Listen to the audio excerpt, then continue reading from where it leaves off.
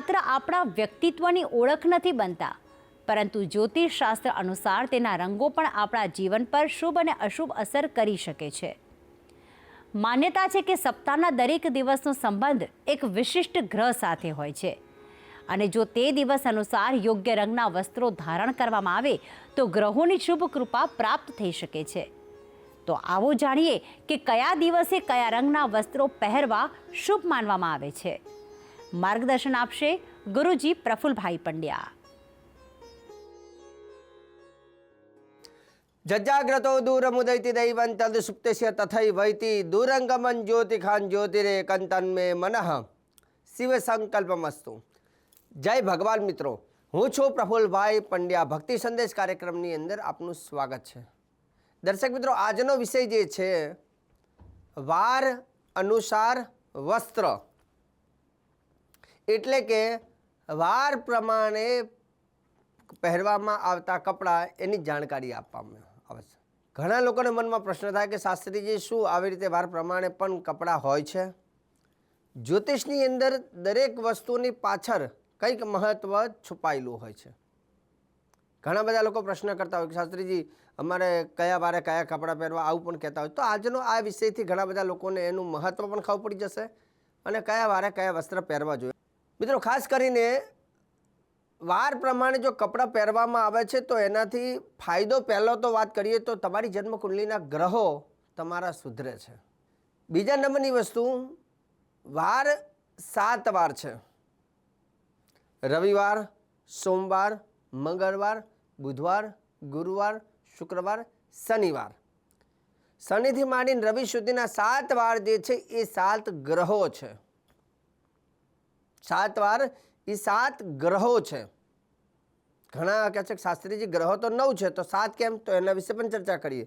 પહેલાં તો 7 વાર જે છે એમાં રવિવારને સંસ્કૃતમાં ભાનુવાસરે કહેવામાં આવે છે. ભાનુવાસરે એટલે એકંદરે સૂર્યવાર. રવિવારને એટલે કે સૂર્યદેવનો વાર એટલે કે રવિવાર કહેવામાં આવે છે. સોમવાર, તો સોમવારને સંસ્કૃતની અંદર એવું કહેવામાં આવે છે ચંદ્રવાસરે એટલે કે ચંદ્રદેવનો વાર એટલે સોમવાર. કેમ કે ચંદ્રદેવને સોમ, ઓમ સોમાય નમઃ આપણે કહીએ ને, ચંદ્રદેવનું એક નામ છે સોમ. સોમ એટલે ઓમ સોમાય નમઃ એટલે સોમવાર એટલે ચંદ્રદેવનો વાર. હવે બીજા 2 પણ ગ્રહો છે, પણ એ 2 ગ્રહો પહેલાં હતા નહીં. પહેલાં 7 જ વારના 7 ગ્રહ હતા એટલે ગ્રહો કહેવાય છે 9.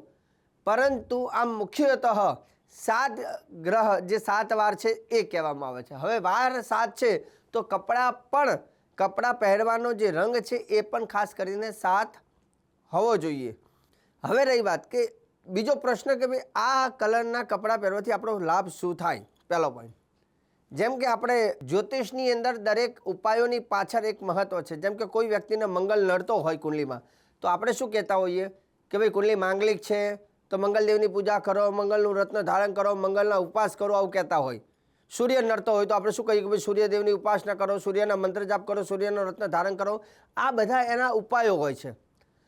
પરંતુ તમે જો રોજે રોજ એ ગ્રહોના જે પ્રિય રંગ છે એ રંગના કપડાં તમે જો પહેરો છો તો એનાથી પણ તમને લાભ થાય છે.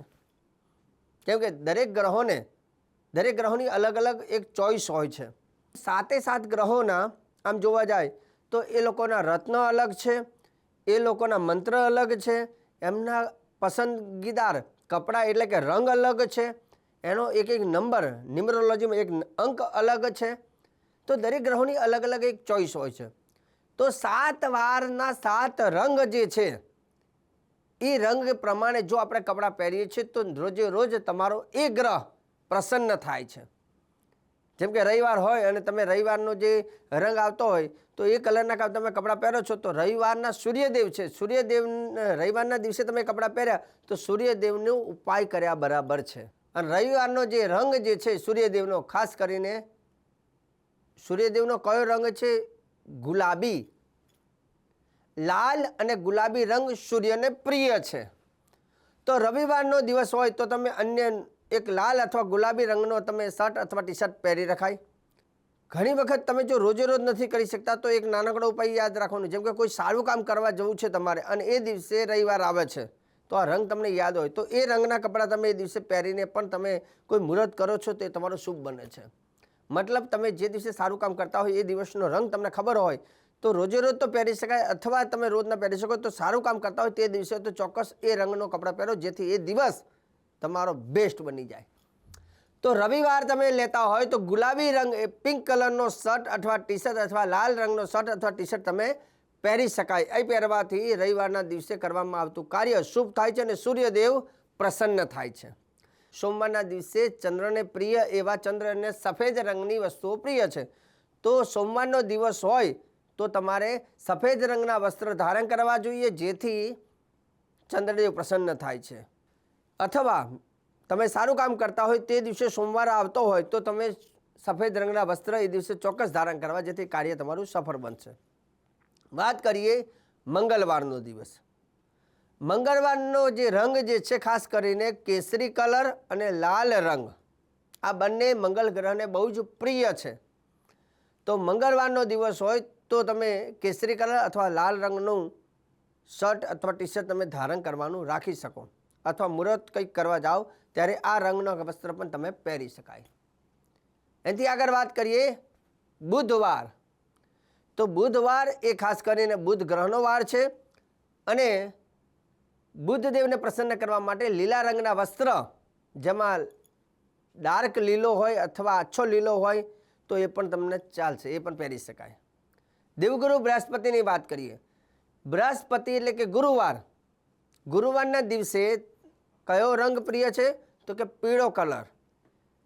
પીળો કલરની અંદર લાઇટ યેલો અથવા ડાર્ક યેલો તમે લઈ શકો. મતલબ ડાર્ક ઘાટો હોય તો પણ ચાલશે, થોડો આછો હોય તો પણ ચાલશે, અને એની સાથે સાથે કદાચ લીંબુનો જે કલર હોય, લેમન કલર, એ પણ તમે પહેરી શકાય ગુરુવારના દિવસે. ગુરુવારના દિવસે પીળું વસ્ત્ર ધારણ કરવાથી દેવગુરુ બૃહસ્પતિ પ્રસન્ન થાય છે. શુક્રવારની વાત કરીએ. શુક્રદેવને ખાસ કરીને સફેદ રંગ વધારે પ્રિય છે. તો સફેદ રંગનું વસ્ત્ર તમે શુક્રવારના દિવસે ધારણ કરી શકો. હવે વાત કરીએ શનિવાર. શનિવારનો દિવસ હોય તો શનિવારના દિવસે તમે કાળા રંગના વસ્ત્ર પણ ધારણ કરી શકાય, કેમ કે કાળો રંગ પણ શનિને પ્રિય છે. એનાથી આગળ વાત કરીએ તો વાદળી કલર, જે બ્લુ કલર ખાસ કરીને એ પણ તમે લઈ શકાય. એની અંદર વાદળી કલર લઈ શકાય, જાંબલી કલર લઈ શકાય, જાંબુડો કલર જે આવે એ, અથવા લાઇટ અથવા ડાર્ક બ્લુ પણ તમે લઈ શકો. તો આ બધા જે વાદળી કલર જે છે એ ખાસ કરીને શનિ મહારાજનો છે. કાળો રંગ પણ લઈ શકાય. તો 7 વારના 7 ગ્રહો અને એના રંગ, જો તમે તમારા જીવનની અંદર રૂટિનમાં તમે આ વસ્ત્ર પહેરવાનું રાખો છો તો પણ એવું કહેવાય છે કે ગ્રહોની થોડી થોડી કૃપાઓ તમને પ્રાપ્ત થાય છે.